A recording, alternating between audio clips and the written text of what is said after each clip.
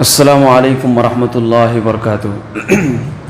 بسم اللہ الرحمن الرحیم۔ الحمد للہ رب العالمین والصلاة والسلام علی رسولہ الامین وعلی آلہ وصحبہ اجمعین۔ عن عبد اللہ بن عمرو بن عاص رضی اللہ عنہما قال قال رسول اللہ صلی اللہ علیہ وسلم من احب ان یزحزح عن النار ويدخل الجنة فلتأته منيته وهو يؤمن بالله واليوم الآخر وَلْيَأْتِ إِلَى النَّاسِ الَّذِي يُحِبُّ أَن يُؤْتَى إِلَيْهِ رواہ مسلم۔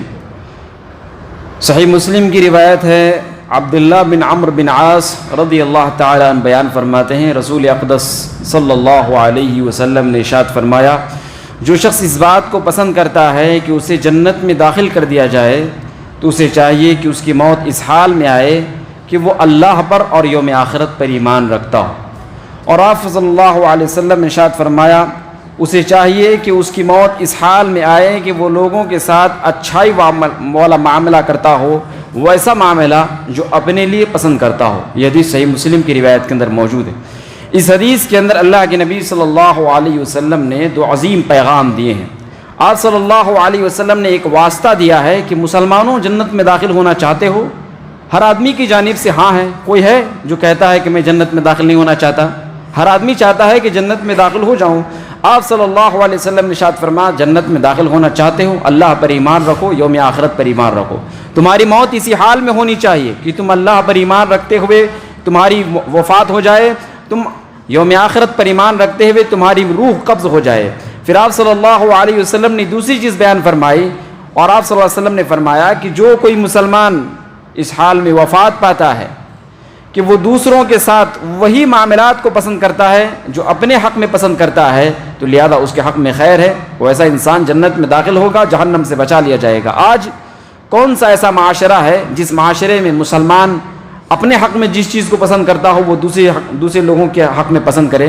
لہذا ایک خادم دوسرے خادم کو تکلیف دیتا ہے، ایک مالک اپنے نوکروں کو تکلیف دیتا ہے، نوکر مالک کو تکلیف دیتا ہے، گھر کے اندر رشتہ دار ایک دوسرے کو تکلیف دیتے ہیں، بال بچے ماں باپ کو تکلیف دیتے ہیں، بھائی بہن کو تکلیف دیتے ہیں۔ لہذا اسی طریقے سے رشتہ داروں کے اندر بھی تکالیف کی بہت زیادہ بھرمار ہے۔ اسی طریقے سے سماج اور معاشرے کے اندر ایک پڑوسی دوسرے پڑوسی کو تکلیف دیتا ہے،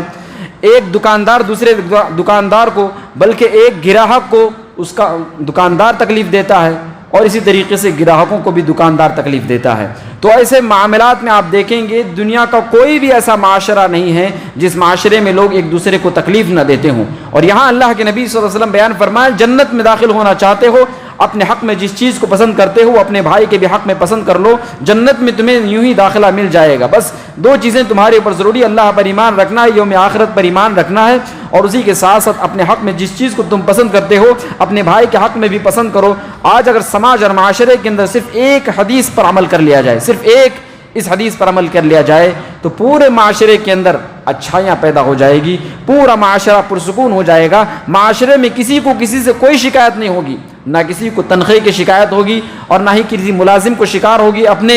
مالکوں سے، اور نہ ہی مالکوں کو اپنے ملازموں سے شکایت ہوگی، اور نہ ہی کسی پڑوسی کو پڑوسی سے شکایت ہوگی، نہ کسی رشتہ دار کو اپنے رشتہ داروں سے شکایت ہوگی، بس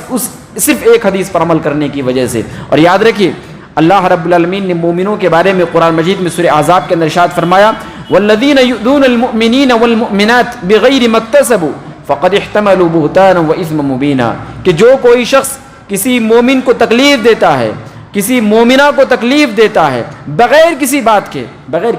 بہت زیادہ لوگوں کو آج تکلیف دینے والے ہیں، سماج اور معاشرے کے اندر دیکھ رہے ہیں کہ اس کے حق میں صرف اچھائیاں ہی اچھائیاں ہیں، لوگ اس کی صرف تعریفیں کر رہے ہیں، اور یہ ہے کہ تعریفیں بٹور ہی رہا ہے۔ لہذا کچھ لوگ اس کی عیب کو ڈھونڈنا شروع کر دیتے ہیں، عیب ملتا نہیں ہے پھر بھی اس کو بنا کر کے عیب بنا ڈالتے ہیں، اور لوگوں کے سامنے بیان اس انداز میں کرتے ہیں کہ سننے والے کو سننے کے بعد اس آدمی کو تکلیف ہو جاتی ہے جس آدمی کے حق میں وہ بات کہی جاتی ہے۔ تو اللہ نے ارشاد فرمایا، بغیر مکتسبو، بغیر کسی بات کے اگر تم تکلیف دو گے کسی مومن کی کسی مومنہ کو، فقد احتملوا بہتانا واثما مبینا، قیامت کے دن تمہیں اس بہتان کو اٹھانا پڑے گا، اور قیامت کے دن تمہیں اس واضح گناہ کا بوجھ اٹھانا پڑے گا۔ لہذا اللہ رب العالمین نے گویا ایک قسم کی دھمکی دی ہے، کسی بھی مسلمان کو اس بات کی اجازت نہیں ہے اگر وہ اللہ پر یوم آخرت پر ایمان رکھتا ہے کہ کسی بھی مسلمان کو تکلیف دے۔ یہاں تک کہ نبی صلی اللہ علیہ وسلم نے اس بات کو بھی واضح کر دیا ہے کہ اگر تم حقیقت میں مومن بننا چاہتے ہو تم مومن اس وقت تک نہیں ہو سکتے حتی یحب لأخیہ ما یحب لنفسہ، جو چیز اپنے حق میں پسند کرتے ہو وہ اپنے بھائی کے بھی حق میں پسند کرو، تبھی تم کامل مومن کہلاؤ گے۔ لہذا آج سماج اور معاشرے کے اندر یہ چیز مفقود ہے، جس کی وجہ سے سماج اور معاشرے کے اندر ایک چوری ہے، لٹیرے ہیں، اور اس طریقے سے ڈاکہ زنی ہے، اور دھوکہ بازی ہے، اور بہت سی سماج اور معاشرے کی برائیاں ہیں۔ صرف اسی ایک حدیث کو چھوڑنے کی وجہ سے آج اس ایک حدیث پر پوری امت متحد ہو جائے۔ کل میں ضمانت دیتا ہوں، کیونکہ اللہ تعالیٰ نے خود کہا ہے، اللہ تعالیٰ نے خود کہا ہے، اگر وعد اللہ الذین آمنوا منکم وعملوا الصالحات لیستخلفنہم فی الارض، اللہ تعالیٰ کا وعدہ ہے کہ تم ایمان لاؤ اور نیک عمل کرو، وعدہ ہے اللہ کا کہ تمہیں خلافت اللہ تعالیٰ عنایت فرمائے گا۔ میں کہتا ہوں اگر تم اس ایک حدیث پر عمل کر لو گے، آج نہیں کل اللہ تعالیٰ تمہیں خلیفہ بنا دے گا، کل تمہیں پوری دنیا اللہ تعالیٰ تمہارے ہاتھوں میں دے دے گا، بس اس ایک حدیث پر بھی عمل کر لیں گے تو بھی۔ اللہ تعالیٰ سے ہم دعا کرتے ہیں کہ رب العالمین تو صحیح معنوں میں قرآن و حدیث کو ہمیں تھامے رکھنے کی توفیق عنایت فرما، دنیا کے تمام مصائب و آلام سے ہماری حفاظت فرما، ہر مسلمان کو ہمیں رب العالمین اپنے شر سے ہمیں محفوظ رکھنے کی توفیق عنایت فرما، اور ہر مسلمان کے اور ہر کافر کے شر سے ہماری حفاظت فرما، دنیا و آخرت میں ہمیں ہر قسم کی بھلائی عنایت فرما، موت کے بعد ہم سب کا ٹھکانہ جنت الفردوس بنا، آمین۔ سبحانک اللہم و بحمدک، اشہد ان لا الہ الا انت، استغفرک و اتوب الیک۔ السلام علیکم۔